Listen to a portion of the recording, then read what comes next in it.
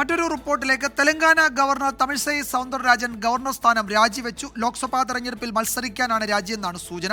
മനേഷ് മൂർത്തി ഒരിക്കൽ കൂടി ചേരുന്നു ചെന്നൈയിൽ നിന്ന്. മനേഷ്, തമിഴ്സൈ സൗന്ദരരാജൻ ഏതു മണ്ഡലത്തിൽ മത്സരിക്കാനാണ് സാധ്യത? BJP-യുടെ നേതൃനിരയിൽ തമിഴ്നാട്ടിൽ പ്രവർത്തിച്ചതാണ് അവർ. തിരികെ പാർലമെന്ററി രംഗത്തേക്ക് വരാൻ ആഗ്രഹിക്കുന്നു, സംഘടനാ പ്രവർത്തനത്തിലേക്ക് വരാൻ ആഗ്രഹിക്കുന്നു എന്നാണോ ഈ രാജി കൊണ്ട് അർത്ഥമാക്കുന്നത്? മറ്റു വിവരങ്ങൾ എന്തൊക്കെയാണ്?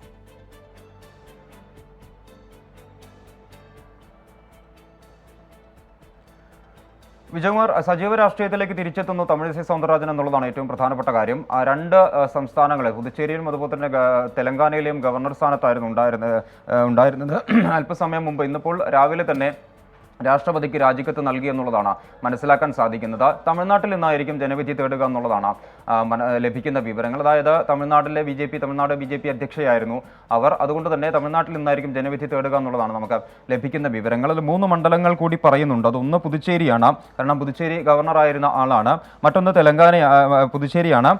മാത്രമല്ല പുതുച്ചേരി, അതുപോലെ തിരുനെൽവേലി, അതുപോലെ തന്നെ സൗത്ത് ചെന്നൈ, ഈ മണ്ഡലങ്ങളാണ് നിലവിൽ പരിഗണിക്കുന്നത് എന്നുള്ളതാണ് നമുക്ക് ലഭിക്കുന്ന വിവരങ്ങൾ. എന്തായാലും സജീവ രാഷ്ട്രീയത്തിലേക്ക് മടങ്ങിയെത്തുകയാണ് തമിഴിസൈ സൗന്ദരരാജൻ.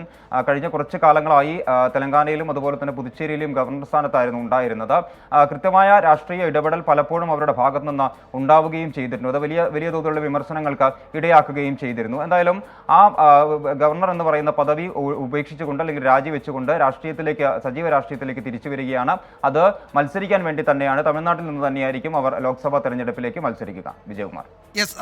തമിഴ്സൈ സൗന്ദരരാജൻ ഗവർണർ സ്ഥാനം രാജിവെക്കുന്നു. തെരഞ്ഞെടുപ്പിൽ മത്സരിക്കാനാണ് രാജിയെന്നാണ് സൂചന. BJP-യുടെ തമിഴ്നാട്ടിലെ സ്ഥാനാർത്ഥി പട്ടിക വരാനിരിക്കുന്നതേ ഉള്ളൂ. അതിൽ തമിഴ്സൈ സൗന്ദരരാജന്റെ പേരുണ്ടാകും എന്നേറെക്കുറെ ഇപ്പോൾ ഉറപ്പിക്കാം. മനേഷ് മൂർത്തിയാണ് വിവരങ്ങൾ നൽകിയത്.